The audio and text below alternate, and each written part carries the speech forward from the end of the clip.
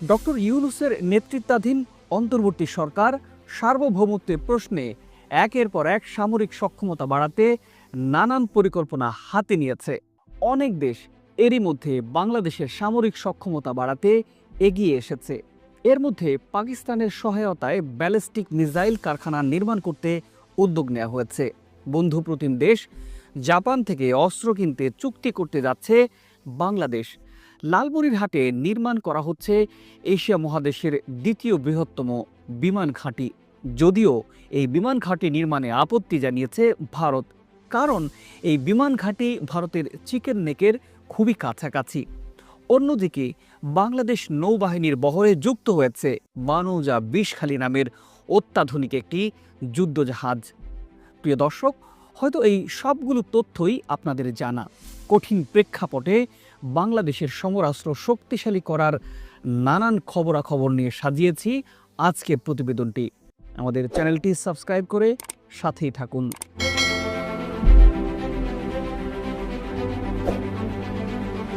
July August বিপ্লবের পর নতুন সরকারকে বেকায়দায় ফেলতে দেশি বিদেশি অপশক্তির অপতৎপরতায় নানা ষড়যন্ত্র চলছে।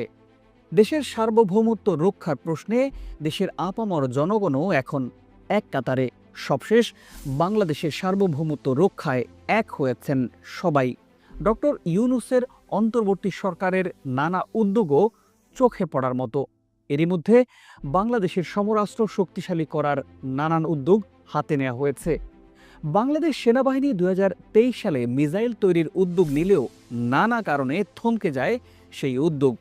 ডক্টর ইউনূসের নেতৃত্বাধীন সরকারের উদ্যোগে বাংলাদেশের প্রতিরক্ষা দপ্তর পাকিস্তানের কাছে মিসাইল তৈরি করতে সহযোগিতা চেয়েছে। আর এই আহ্বানে সাড়া দিয়ে খুব শীঘ্রই পাকিস্তান সেনাবাহিনীর মিসাইল বিশেষজ্ঞরা বাংলাদেশে আসছেন।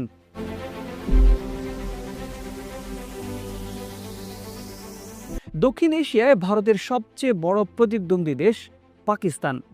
বাংলাদেশ শক্তিশালী রাষ্ট্র হিসেবে গড়ে উঠুক, এটা কখনোই চায়নি ভারত। বাংলাদেশ সামরিক দিক থেকে শক্তিশালী হলে চাপে থাকবে ভারত।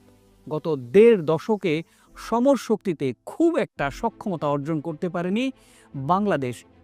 ডক্টর ইউনূস সরকার দায়িত্ব নেওয়ার পর থেকে পাকিস্তানের সাথে সুসম্পর্ক গড়ে উঠছে বাংলাদেশের সাথে। পাকিস্তান ভূ রাজনৈতিক কারণেই চায় বাংলাদেশ সমর শক্তিতে স্বয়ংসম্পূর্ণ হোক, যে কারণে বাংলাদেশকে আধুনিক সমরাস্ত্র দিতে প্রস্তুত পাকিস্তান। এরই মধ্যে বাংলাদেশ সেনাবাহিনীকে মিসাইল তৈরিতে সহযোগিতা করার ঘোষণা দিয়েছে দেশটি। অতীতেও